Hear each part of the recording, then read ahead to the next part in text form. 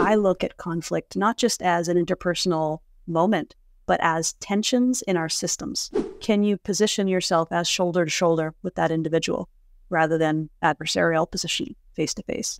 So dealing with uncertainty is about knowing that we can take small, responsible risks, that we can do small, controlled experiments that build on each other.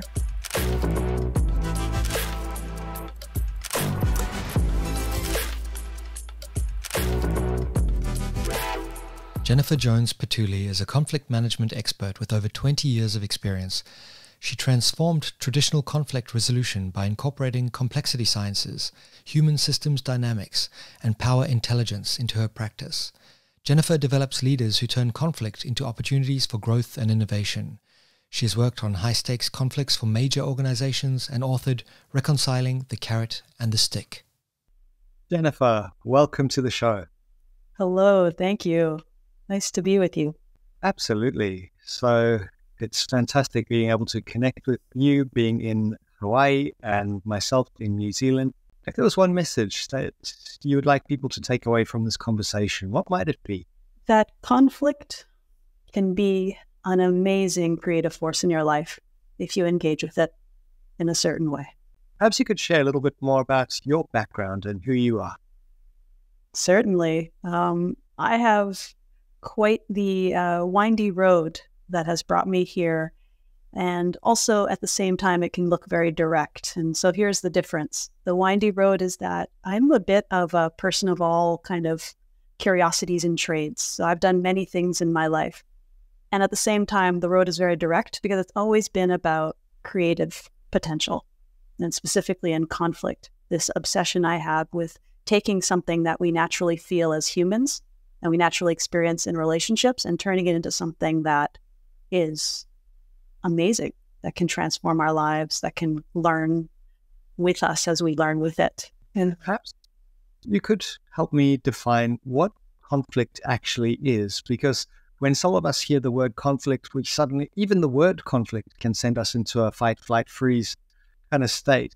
So what does conflict mean? There are so many definitions of conflict out there. And I have one that's rooted in not just my work in conflict, but also my work with the complexity sciences and specifically human systems dynamics. And what that means is that I look at conflict not just as an interpersonal moment, but as tensions in our systems. And that can be our personal system within our body physically. It could be within our house systems, relationally with our family. It can be within our organizational systems, and it can be within our larger national and international systems. And those are just some scales that you can look at. But any system, you have a definition of how that system is, and within there are tensions. And these tensions are potential energy. So neither good or bad.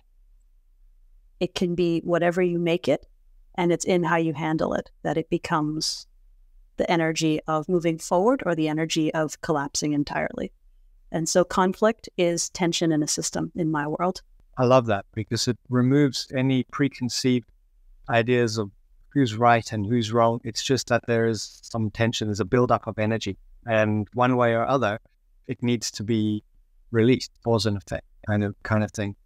Why do most people avoid conflict? Great question. Two reasons. One is just fear and discomfort. And so we are often faced with conflict and we think the worst because we've been taught to think the worst. And it's uncomfortable, no matter how you play it, no matter how skilled you are. And this is where I say I feel the same way. I've devoted my life to studying conflict and to finding creative and productive outputs from it. And at the same time, it's uncomfortable for me every moment I engage with it. It's uncomfortable for my clients. This episode is brought to you by Start With Values. If you'd like to reduce stress and increase fulfillment in your work and life, then check out startwithvalues.com. There, you'll be able to download the Values app, which helps you to discover your core values and bring them to life through micro habits. There is a values course so that you can learn about the science and practice of core values, and you'll be able to pre-register for my forthcoming book called Start With Values. I hope that these tools will enable you to achieve more fulfillment and make more meaningful decisions on your journey of life. Now back to the episode. So we are afraid of some things that could happen. We're also not ready to be uncomfortable sometimes. And then in addition to that, there's uncertainty. We don't have a guarantee of what's going to come out the other side. We're setting conditions for productivity or creativity. We're setting hope that something's going to be better. But we are really going through a process where we don't know. And that uncertainty can hold us back. Is conflict unavoidable? And I'm pretty sure the answer is yes. Yeah, right on point. Brad, you're right. It is unavoidable. And one of the theorists that I absolutely dived into entirely was Mary Parker Follett. This was during my master's degree. And she used the metaphor of playing a violin. And she was like, well, we're not always going to play a violin, but she said, as humans, we're always going to be in conflict. So why not make it work for us? And then the image of the violin comes up for her, where it's like you're playing it, and when you play it poorly, it's just the worst sound in the world. But if you could play it beautifully, it's amazing what you can do. And so as humans, we are naturally bumping into each other. We can avoid it as in our imaginations, we can avoid it. But the moment we walk through this door, wherever the threshold is for you, you're going to see someone else. There's going to be a moment of uncertainty of what that other person is experiencing, and what you're experiencing is invisible to them. And then you're going to have a dialogue or some interaction. There's going to be misinterpretation. And then there's going to be some opportunity to clarify, which could be a doubling down on the misinterpretation. So there's so many things where it's inevitable. If we're humans interacting with other humans, it's inevitable. Are certain types of people or age groups better at dealing with conflict? It's an interesting point. I've never thought about it as age groups. I definitely experience it and feel it profoundly in terms of our ability to know ourselves. And that could come with age. It could come with deep introspection. It could come with the wisdom that some people seem to grow over time and some people seem to connect with quite easily at younger ages. So I don't know that it's age, but I definitely think it's knowing yourself and then being comfortable in yourself too. So you could know your preferences, but can you really sit and be with yourself and be uncomfortable in this world and find the comfort and then slip back into discomfort and watch that journey, not just as a first person, but also as a third person perspective, that you are not just attack, defend. You are not just fight, flight, flee, freeze. You are actually an observer and an actor in your life, and you are okay with the process. So yes, that could come with age, but not necessarily, because I've worked with some senior leaders that are asking some questions that are different on the journey. And I've worked with some young people that are asking some amazing things that are advanced. And the journey is nonlinear, so I don't want to make it sound like it's linear, but yeah, age isn't the definition. It's definitely that wisdom and connection with the self. Makes a lot of sense. First step, self-awareness. Basically for anything, whether it's your values journey or your resilience journey to areas that I specialize in, conflict, it really all starts with tuning into your own feelings, thoughts, physical sensations, and then going from there, I suppose. Absolutely. And when I work with leaders, sometimes we can talk about negotiations in the business setting, but most often I intentionally start my coaching programs with this identity, values, needs type of questioning and exploration. Who are you as a leader? What are your needs and how do you express them? What are your values and how do they show up? There are so many things, and I start there because the introspection has to be so profound to lean into the productive or creative potential of conflict. Like, do we really know what we want from this situation, from the other person? And then many times we say we do, but when we get a little bit deeper, there's a part of us that needs to come in and be clearer. And that clarity launches some amazing potential energy. And that clarity also opens the door to some powerful questions. Where are we in relation to the other, in relation to our goals? And I think here, I'd love to throw in a metaphor to make it a little bit concrete for listeners too, because I tend to lean a bit theoretical and dreamy sometimes. And I think we need, like I was saying to you before, the ocean. And there's so much potential energy in every wave. And I know you're a surfer, and I want to just talk this out with you, because in conflict, there's a ripeness for productivity. There's a ripeness to be launched forward, but there's also a crushing potential. You can be pounded by those waves. You can be pounded by the conflict. And so there's a couple things about timing there, and there's a couple things about the way you position yourself in relation to that. I like it a lot. Absolutely. Yeah. And some of it is knowing yourself and your skills first, right? So that's the link to knowing and that identity piece that I start. Should you be paddling out in these conditions if you haven't built up the skills yet? It's like, going into a debate where you've never practiced. And of course, that's not going to go well. You'll get crushed. But you've got to start somewhere and cross that threshold. Yeah, it's very interesting. I use surfing as a metaphor for life in many situations. So much of it is tuning into, am I in the right place? Is this the right time? Do I have the right skills?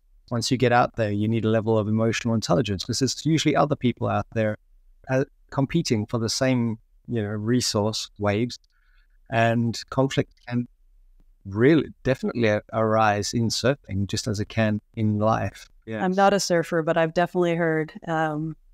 Absolutely. And so when we're thinking about the skill, so knowing yourself as that first piece, so knowing your ability. So some people are engaging in conflict and maybe the skills are not quite there.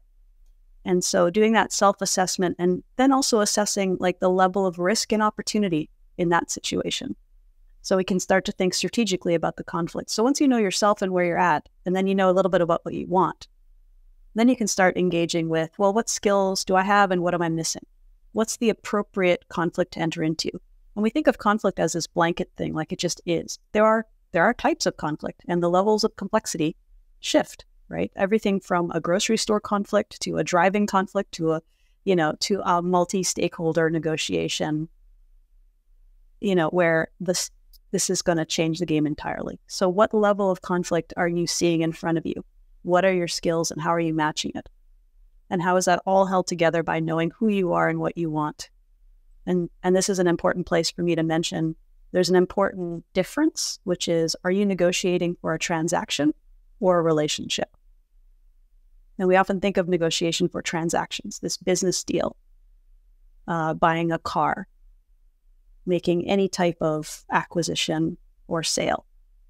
And then there are negotiations for relationships. How are we using this to get a better outcome, not just for both of us, but for the generative capacity of the relationship? So we see this mostly in communities, in marriages, and in organizations where people are not ready to just leave.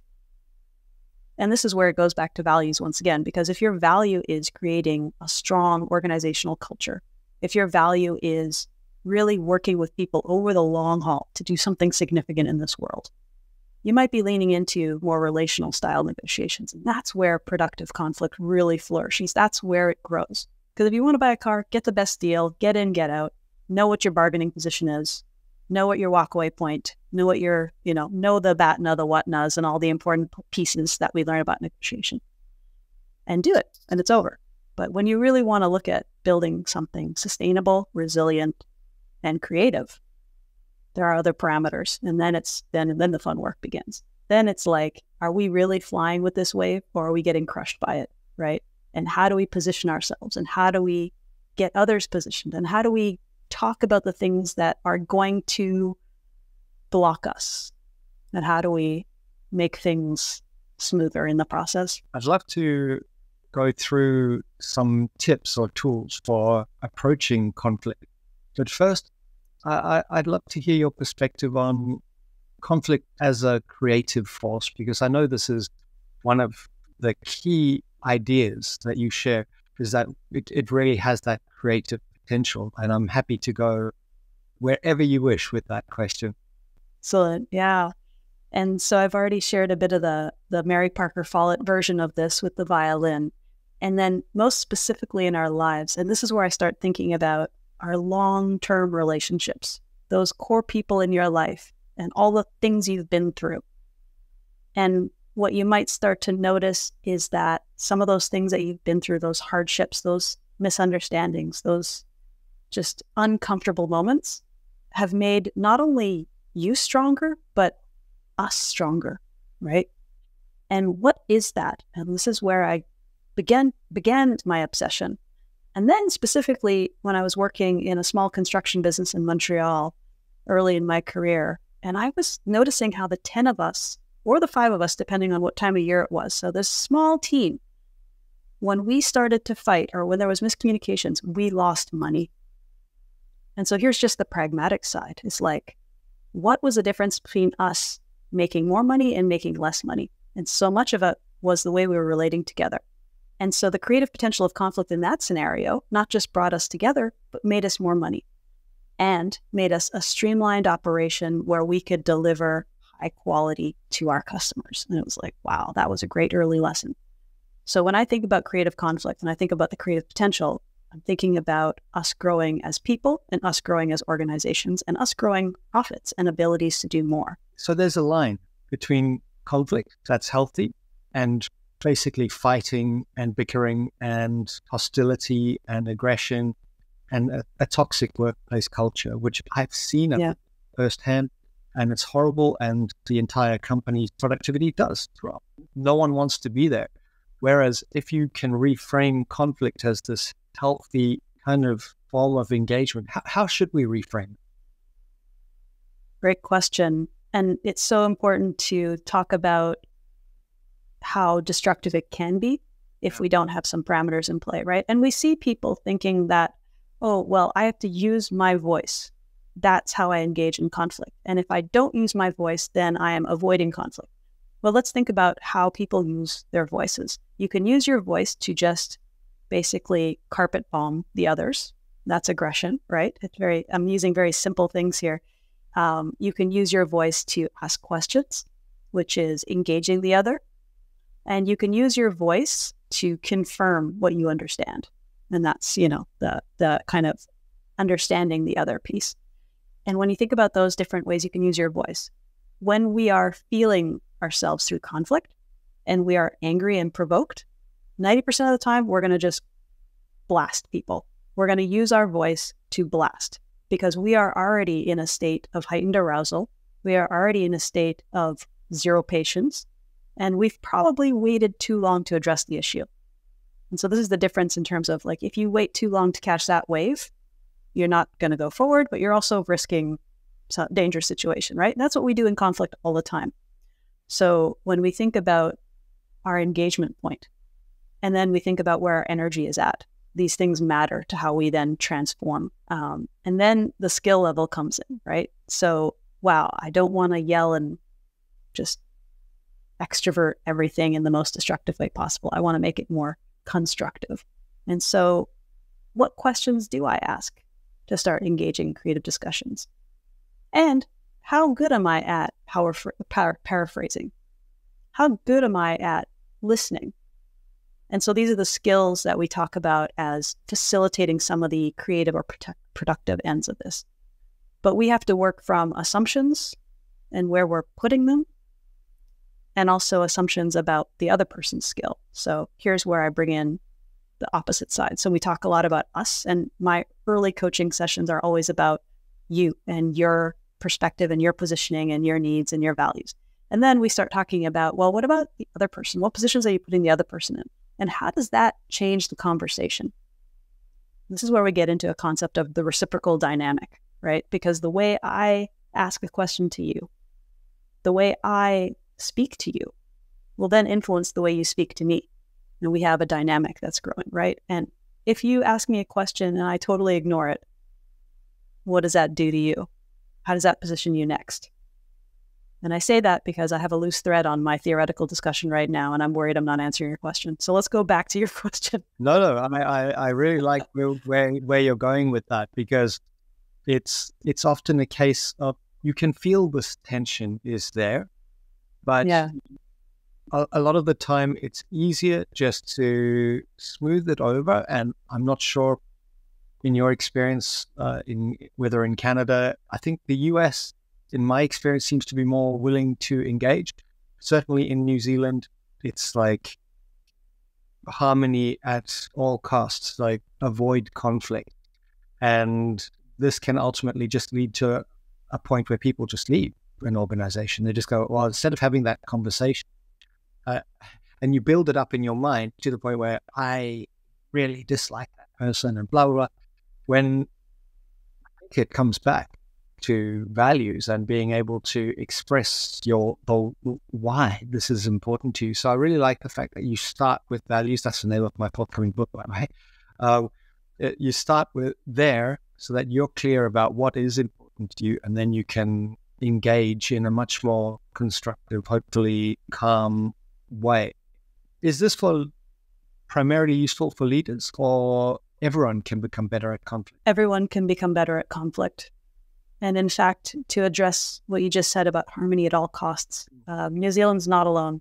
And although, and I'm a Canadian living in the United States, so I get a chance to look at the culture here from an outsider and insider perspective. And I do notice also the culture on the Hawaiian Islands, where I have the privilege of living. It is very characteristic of some smaller nations and remote nations, and even in Canada, where I'm from, to be conflict avoidant. And we think of it as the polite approach to being in society. And saying something makes us a difficult person, or we might be not liked, or we might rock the boat and cause trouble. And most of us don't want to cause trouble. And there are costs to that, because avoidant strategy, although functional in some realms, like we want to buy time to think through a situation, we don't want to have a hot head.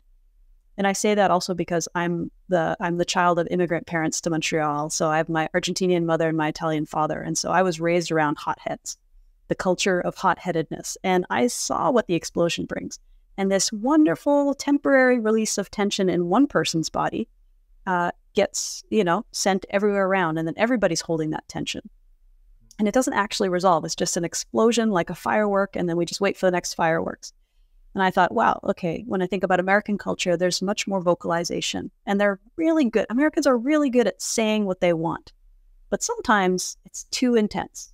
And then Canadians, like some island cultures, and even though Canada is a large country, we deal with other things where we're very polite. Missed opportunities, right? This constant frustration, this harmony at all costs, the words you use, like it's just, and we see this in our organizations and the cultures we build. No matter what nations we're in, the cultures we build in the organization might be similar or different to the national culture around us. And some of the conflict comes up in that mixed cultural environment, as we see, where we've got the very forward energy people with the, I'm going to say it, and we've got the very silent people who are holding back. And then people leave, and we have missed an opportunity to talk about those very important dynamics that are, frankly, pissing people off. And another part of what I do is I just ask people point blank, well, what pisses you off? Because if we can get straight to that point, we can start working those triggers. And if you're one of the polite cultural people like myself, right, like don't want to offend, what are the costs of you not saying something? Are you really not offending? Or is it just going to come out passive aggressively later? Or is it just going to come out in them losing you later? What can you do differently to ensure, and this is where it connects to values, that your values are held high? The value of, I want to engage in civil society with care and with my heart center. And that's usually the driver behind conflict avoidance, is something very beautiful about what we care about others and how we care about our world and how we want to be in it. And how do we transform that energy into, well, I don't need to take it on myself to maintain this value. I can do it with others. And this is where, instead of shouting it out, good questions really bring up something powerful. The good questions like, first, like, what do you need to say? But also you can say it with questions. So if I'm holding back and if I'm in an organization, I don't want to rock the boat, but I'm seeing people do things and I'm just like, it could be a situation of I assert a boundary, which is, this is what I need to work at my best, or this is what's not happening. And this is what would happen if, we actually want to move forward. And sometimes it's knowing that. So knowing yourself. And then other times it's a good question like, why is this happening this way? Why are we relating this way? Why is this process this way? And back to making conflict productive is also about knowing, like, sometimes the conflict is signaling something that needs to be changed. And if we don't address it, if we avoid it, or if we just yell about it, that's not changing it. We need to be in genuine generative dialogue to change something. So what is it? What is that conflict signaling?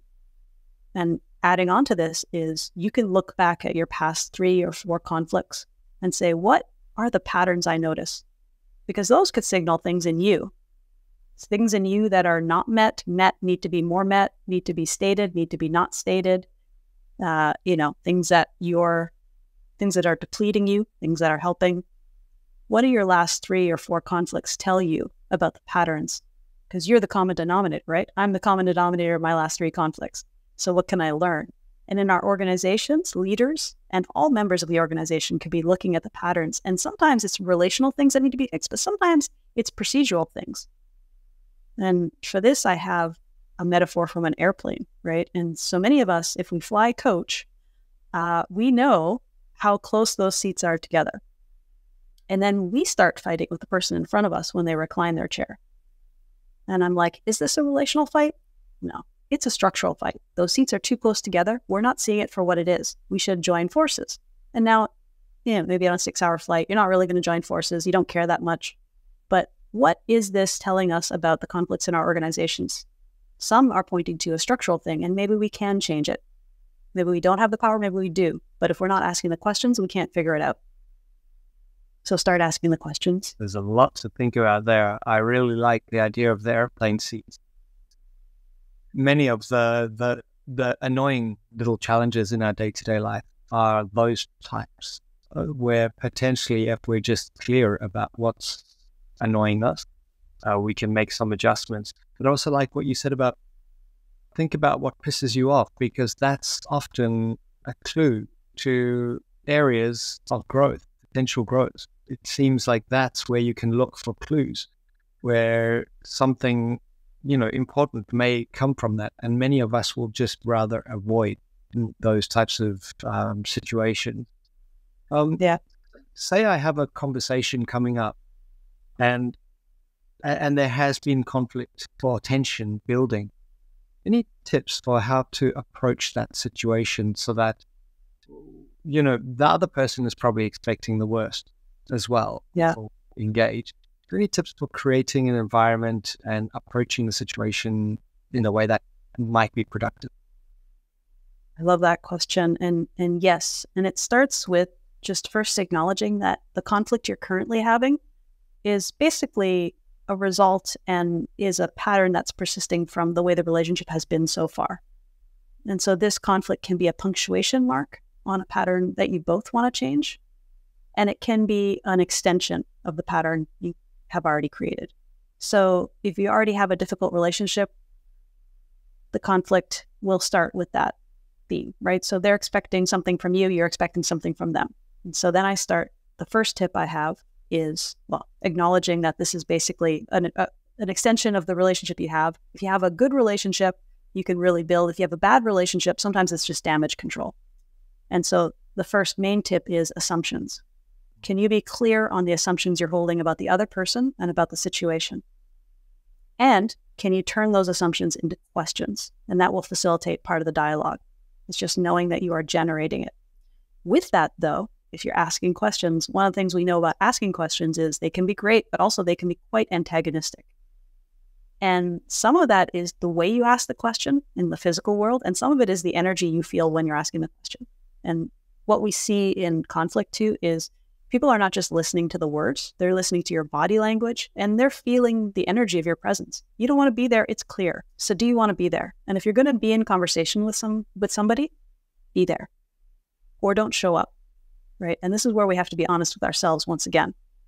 Who are you in this situation? How do you want to show up? And if you want to be in that conversation, how can you prepare yourself? So cognitively, assumptions, transforming them into questions, energetically or relationally, just knowing what you need to be comfortable and present in that space with somebody who's probably going to trigger you because the relationship has not been so clear sometimes, or that will be triggered. And how will you stand at the center when they're pissed off? Because when they're pissed off, there's an invitation every 2 minutes probably to jump on that bandwagon with them, right? There will be provocations. Can you hear a provocation and see it for what it is? And for what it is they're pissed off. And yeah, you might have a role to play in it, but the way forward is not reacting and defending. It's in trying to figure out how to transform that together. Can you position yourself as shoulder to shoulder with that individual rather than adversarial position face to face? So assumptions, your energy, and knowing what you want and how to stand in that space when you're being maybe attacked or when you're feeling like you want to attack. How do you calm yourself? How do you control that? And then how do you transform that energy into curiosity? What can we do here? What am I experiencing? Why does this person piss me off? why do we have such a turbulent relationship? And again, the vital decision is this a transaction or is this a relationship? Do you want this to continue? And some relationships have to end. And this is the other thing about conflict. It's not just about everyone getting along. And this is where I'm very different than some practitioners. Like, it's got to end sometimes. But did you try your best to get what you needed? Are you giving up too soon? And for some people, you might be giving up too late, right? There's that ripeness again, just like the wave. When you pick, when you go, right? So strategic. And in conflict, we need to think about that. It's so strategic when we engage, when we disengage. It's so strategic how we connect and disconnect. And this is the part that's so important for leaders and people at all levels is like, are you thinking about that? Because if you want conflict to be productive, you need to be thinking about these questions. How important is empathy as a skill? And can it almost detract from the quality of those conversations if we're too empathetic, if we're really putting ourselves in that person's shoes and we're feeling the whole weight of the world, and as a result, we don't necessarily say what needs to be said? Great question. And empathy is both a power and something that's going to take you out for sure. And we see that difference in terms of when it leans into codependency or when it leans into a pattern of like, now you're overcompensating for something that they need to probably face. And this is the great part about knowing yourself and doing the personal work is those boundaries that you then become really in touch with, right? And so engaging in conflict productively and being creative about it is about having strong boundaries that have, like when we have our borders around a country with our agents asking good questions, right? We let people in as well as stop people from coming in. Those boundaries are so important.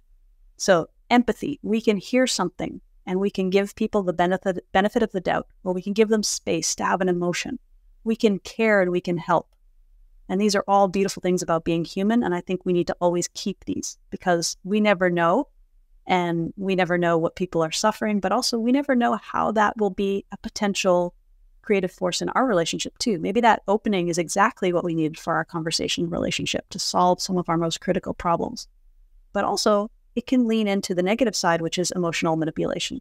And this is a boundary. This is a barrier to being creative and productive in conflict. Because then we're being forced into a dynamic where we're going to caretake or potentially codependent type of patterns, or we might give too much rather than co-creating or creating for ourselves. And some people have used it as a dirty tactic. I've written a blog on this as well, released it in January because it's so important. It's come up so much in mediation and negotiation settings where people will use tears or an emotional story to stall out or detract from the conversation and take it into a different realm. So we need to identify our empathy as a great thing, but then know where the boundaries are so we don't get sucked into a pattern of emotional manipulation. And then it gets a bit more nuanced from there. Some people talk about, logical versus emotional styles in conflict. It's quite challenging, and I'm sure you've encountered this many times, where one person is highly rational, highly logical, and the other person is all about feelings and potentially feelings that have built up over time. Any tips for navigating that kind of dynamic? It's a great question. I certainly have seen that dynamic, and I've lived that dynamic too in many ways. I liken it to a multilingual conversation. And what's needed there is a bit of translation effort. And sometimes the worlds are so separate that it's really hard to translate, but more often than not, if you really want to be in relationship with these individuals that are so different from you, you need to think not just about hearing and listening, but translating in the middle. Do we have the correct translation for each other? And are we translating the right items at the right time? And so specifically, like if you're explaining something really powerful and spiritual that don't have scientific words, or you're experiencing something so viscerally and emotionally that there are no words, like this is the experiential dimension of conflict. And this is really valid, right? And then sometimes people need a little translation to understand it. And sometimes in the logical world, like how do we actually start translating some of these experiences? And this is where quantum physics and complexity science really hold such potential. And this is why I went into the complexity sciences too, because I'm sitting in these mediation tables and I am leading these conversations and I'm seeing something beyond the physical into the visceral. And how do we explain this? So that translation effort and finding the new languages to help us through that. And it could be through complexity. It could be through different avenues. It could just be through patience and time. Sometimes we rush things and we want to put it in a neat little box. But humans don't fit in neat little boxes. And this is where it goes back to something I shared at the beginning. Can you just be uncomfortable together for a little bit longer? Because sometimes just the discomfort and sharing that space is enough to translate a reality rather than translating the words, translating that reality. Can you tell us a little bit more about complexity science? Sure, it's huge. It's huge. And I have a place in it, which is a subset. So it's everything from mid-20th century cybernetics and mathematical models and starlings and, butterflies flapping their wings and ripple effects and fractals to just really placing it into the world of human dynamics in organizations. So I worked for 5 years with the Human Systems Dynamics Institute, loved their work and got to travel and nerd out with Dr. Glendoa Young. And then I also got to do some really cool stuff going to the UK and spending time with Professor Christopher Moles, who wrote this great book, bringing in a larger dimension of not just complexity and human systems dynamics, but he's actually looking at the complex responsive process. So it's a huge field. It's a new field that's been growing. And those are the two spaces that I'm primarily in. And when I think about that in relation to conflict, I think about, again, Mary Parker Follett and the reciprocal dynamic. So she could be looked at as an early complexity theorist now. And basically the main thing is we're moving from a reductionist approach to conflict. So this kind of 20th century, like things in boxes, neat piles, everything lines up, to this more holistic, multidimensional, and multifaceted way of looking at the world. And this gets messy because now we have to think about how we are not controlling, but influencing, right? So back to that wave. You don't control that wave, but you influence how you navigate it. And this is where we are now. And this is the messiness of humans. And this is amazing because imagine the first person surfing and they're like, no way. Doesn't make sense, right? Now we can look at physics and whatever, but I mean, there's a whole thing there, which is like, wow, like I don't need to control that. I need to influence my position. I need to influence our relationship. I need to influence in different ways to harness the energy of it. And that's where complexity comes into my world. It's like, how do we influence our organizations? How do we influence each other in this conversation in a way that is generative? I think it's so important that people are shifting from that reductionist viewpoint where we break things down into their smallest component parts and then think that they should behave in rational, predictable ways. And that's not what happens. It's great that we're expanding our perspective and looking for more integrated views of reality and how things work. And yet people still really struggle with uncertainty. So I'd love to hear your perspective on how can we deal with uncertainty? Uncertainty is so scary because we start to construct such big stories about what it will do to us. And our need for control is so strong that we want to just ignore it altogether. But uncertainty is exactly, I would wager, what most of us love about life. It's that surprise. It's the, I wonder if, and then something could happen. And that dreaminess that we all bring into the world and the way that we have created new frontiers and new types of organizations and new types of activities. And so how do you deal with it? It's the curiosity and the sense of experimentation that we bring into life. And this is where kids have it right. And, we're adults and we've accomplished stuff, but sometimes we need to just experiment and be curious like a child, like move things, try things, right? And we're so scared because the risks get higher with age, the risks get higher with money, the risks get higher in relationships. The risks get higher in all organizations. And then we become more risk averse and then we lose an opportunity. So dealing with uncertainty is about knowing that we can take small, responsible risks, that we can do small, controlled experiments that build on each other. This is what's called iteration. And this is back to the complexity sciences.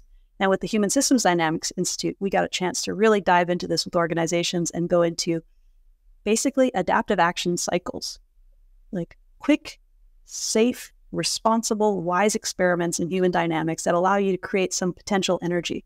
And then not just stop there, but say, now that we have this potential energy, what does this mean? Now what can we do? Like building, building, building, building. Every step is energy going into your next step. And so a mechanistic version is like point A to point B, it's over. We've accomplished it. We've achieved enlightenment, right? No, like it's a cycle over and over again, repeating. It's samsara. It's like, look at us dumb humans making the same mistake again. And this is where Follett talked about progressive integrations. Like integrative behavior is, looking at how we're negotiating and bargaining and relating to grow something new. And progressively, we're always growing new. We're always like changing. That river that you look at today, that ocean that you look at today, is that the same ocean as yesterday? Well, so much has changed. And how do you recognize it? Same in our conflicts. How do you build and build and build? So dealing with uncertainty can be very painful, but it also can be very exciting if we change the frame. If we start looking at it for the amazing potential that it brings and the curiosity that we need to engage with it. Like, I don't like not knowing what tomorrow will bring.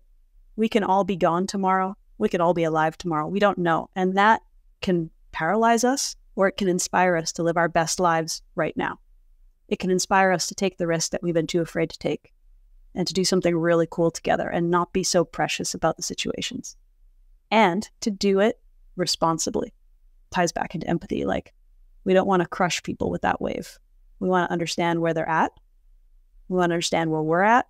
And we want to stand shoulder to shoulder to do something cool in this lifetime. Curiosity is such a strong driver. And you're not saying go all out, just pursue freedom, which I suppose innovation, let's just create. You also do need to balance that with some stability and security. The dynamic I see the most tension is between highly creative people and the logical analytical types within an organization. And the creative people see the logical analytical types as bottlenecks, and the logical analytical people see the creatives as just woo-woo. You haven't finished the last thing. What are you even mind mapping something new? And that's a pretty common tension. Have you noticed that? Absolutely. And this is where this group needs to have a meta frame to hold them together. Because if we're just focusing on them and their opposition, they're going to pull apart and they're going to start to battle, right? And when we have a larger frame saying, okay, well, how does this fit? How do our uniquenesses, how do our differences feed into the larger pattern that we both value, right? So knowing your values there is really important, but knowing some of the patterns you want to create. And I talked about how this conflict, like if you're going into a difficult conversation, it'll be almost a referendum on the relationship you've had so far. But now this is the next piece, which is, well, what patterns do you want to create? And so in this organization, with the creative geniuses pulling this way and the compliance people or the structural people or the logical people holding us into a pattern as well. This is where actually Ralph Stacey, a theorist who's passed on, he's done some tremendous work early in his career. He created the landscape diagram, and there are lots of videos on YouTube about this as well. He actually moved on and moved into more complex responsive processes, and that was where he actually focused his latter half of the career, and that's where Professor Chris Moles picked up. And this is, sorry, giving you a lot of data here. But to go back to that landscape diagram, a simple thing that we've done with organizations is put that landscape diagram on a whiteboard or even on the floor, and there are different zones. There's a zone of high agreement and high certainty, which creates a stable pattern, right? And that's kind of at where the X-Y axis meet. The next zone out is the zone of emergence, where you're starting to loosen from agreement and you're starting to loosen from certainty. And this is the zone of things are getting creative. And then you've got this big zone out there, which is totally far from agreement, totally far from certainty. This is wild chaos. Like we're like, oh, this is going to crush us all if we're not careful. And the visionaries need to be out there. And to make sure our organization doesn't flop, we need people in that stable zone. And we meet in the middle with great questions. And when we see each other as a function of this larger pattern, we don't pull against each other. Now we're like, I need you visionaries, and I need you people in the stable zone to hold us together. Otherwise, we're floating in space. And together we create a really cool organization. But the narrative and the framing really matters to this. And people seeing themselves on the landscape begin to appreciate how their role is tethered to other roles, and that is a good thing. And when we really need to do something, the conversation in the middle is where the magic happens. And that's productivity and creativity in this organizational setting. And this is the conversation that I like to facilitate when I'm doing making conflict more productive. That's amazing. As a visual person who also happens to be out there on that, the creative space, the disruptive space, I really like the idea of mapping it, because that from just purely from in the act of creating that diagram, you are confirming that we do have a shared space. There is a foundation upon which we all, as a highly creative innovator, you need to get paid, right? And so there are people who are managing that stuff, which enables you to do that. So there's this kind of core. And as long as you can find that overlap, you can always go back to it. And can that work in a romantic relationship as well? Actually defining, we do have some common areas, but we do also need some space. Absolutely. And these are the things we negotiate every day. So in every conversation we have with our spouses, just like in our organization, we are negotiating our needs, our values, our wants, and our drives. We're negotiating what that relationship will look like tomorrow. And we're managing what that relationship looked like yesterday. And we need some vision. We need some spark, right? Otherwise, the relationship gets dull and boring. And this is why so many people get divorced.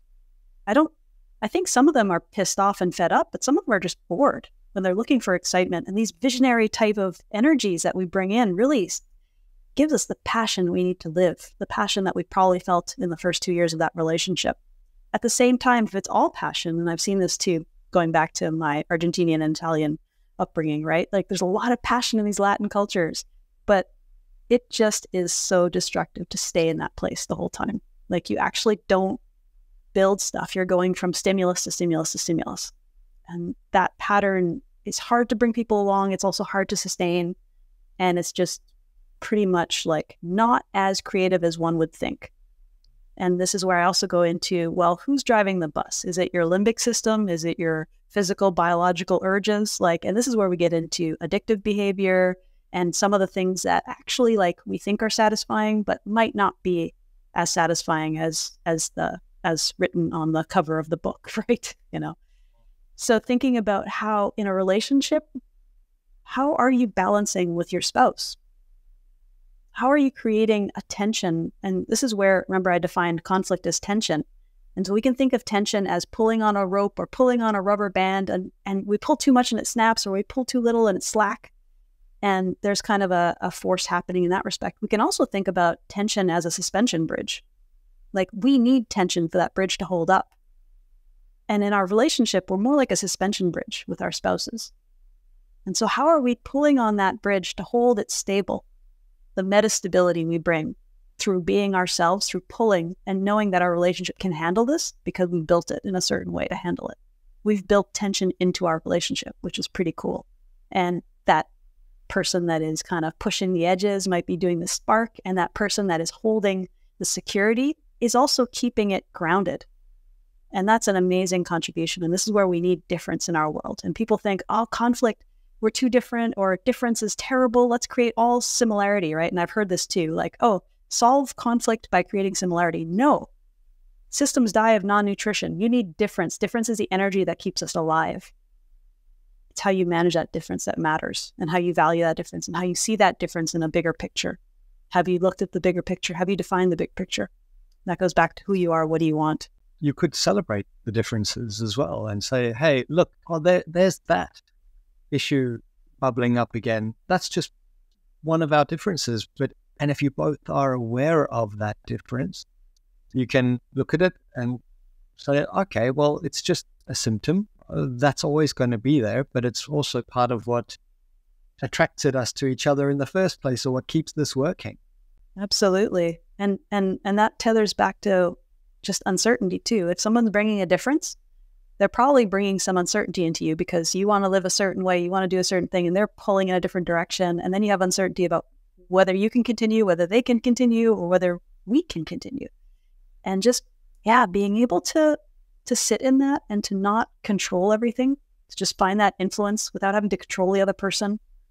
And also just being kind of curious and happy with that difference too. There are things that my partner pisses me off about, but these are exactly the things that I admire because they're different than me. And also, like, it keeps things cool and interesting. Like, I learn from the difference. And if I don't want to learn, then that's part of my problem, not the relationship's problem. And here's where the hard question is. It's like, at some point, maybe, is this a relationship that isn't meant to continue? Right? And those are the tough things. And when you ask those questions, it's like, well, let's find the right reasons, not the reactive reasons, the deeper wisdom that you need to bring into all relationship startings and endings. The deeper wisdom of who you are and what you want, but also the deeper wisdom of, like, where am I pushing too hard and trying to control? And what can I learn about letting go? Right? And so if that wave does crash you into the reef, like, you got to let go, right? You got to go limp, I think. I'm not a surfer. I'm going to look to you for the answer, right? You got to relax. Sometimes in relationships, we've got to relax.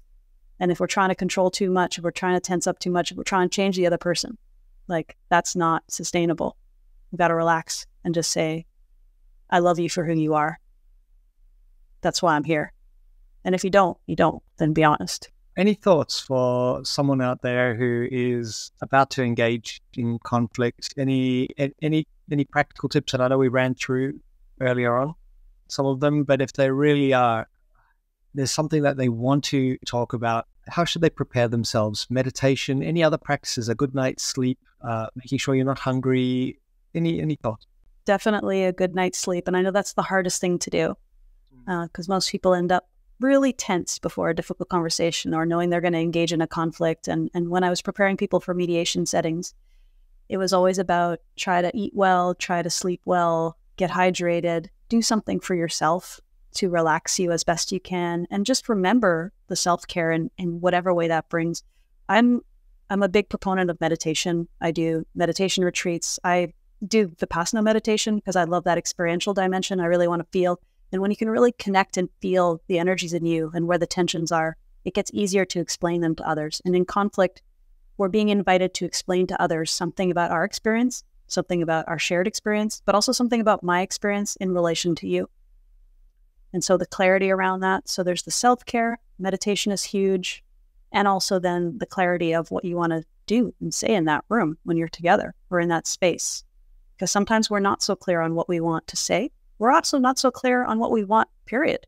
Are we clear on what we want? Like, sometimes the conflict is showing us that we actually haven't really defined what we want at all. Or we haven't defined a boundary that's critical to moving forward. So the personal work figures largely. And I do assert that, you might have a conversation, you might not have a conversation, but you always have the power to change the dynamics of a conflict, whether that person is involved or moving with you or moving against you. You have more power than you realize. And recovering after a courageous conversation, is it worthwhile dedicating a little bit of time to reflect on what happened, what you learned about yourself, about the other person? I believe so.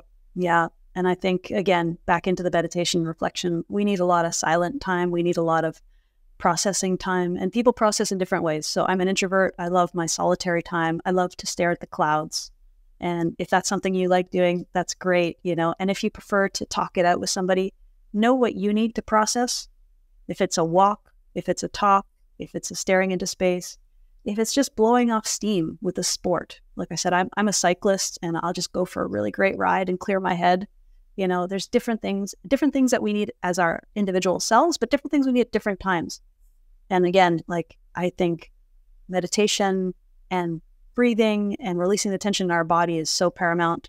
And then doing the cognitive work too of what else needs to happen for me to feel settled and whole in myself. How can people connect with you, and what would you like them to do if they'd like to find out more about your work? They can visit my website, productiveconflict.us, and they can read about my work, my blogs. They can have an opportunity to use my online calendar to schedule a quick intro call with me as well. Yeah, it's pretty easy to connect with me, to follow me on social media, and I love chatting with people. So if people want to get to know me, I always say, just let's put a 25-minute call on the calendar. That's easy on both of our schedules, and we can see what comes of that. Can you tell us a little bit about the essential Mary Parker followed and your book, Reconciling the Carrot and the Stick? Yeah, so this is I'm working on a new book right now, so I'll be back in touch about that. But these are two things that I created a long time ago and really found the foundation of my work, trying to explain what it is about productive conflict from the early days. So The Carrot and the Stick is a paper I wrote way back in feels like a lifetime ago. But that really explains the integrative bargaining process and a little bit of the history around the theory and the Follett concepts and Follettian concepts. So Mary Parker Follett, I'll call that Follettian. And then I also joined this network of other people that really enjoy the work of Mary Parker Follett. And then we created this book, The Essentials of Mary Parker Follett, the key ideas we need today, 20th century. And that is an edited volume where 5 of us contributed and 4 primary writers and 1 editor overall to tone us out a bit. And we found the best essential pieces of Mary Parker Follett's work and captured it into themes that are really relevant. And so we each had our own section and spent a lot of time really kind of thinking about why this was important. So we shared that a bit in the book as well. But Mary Parker Follett is important because she's become so relevant in so many ways. And we both thought as well, all 4 of us and 2 of us kind of spearheading this at the start, that we need to share a little bit more about her work because she got relatively obscured through the 20th century. It was our passion project. So more to come on that as well with the new iteration.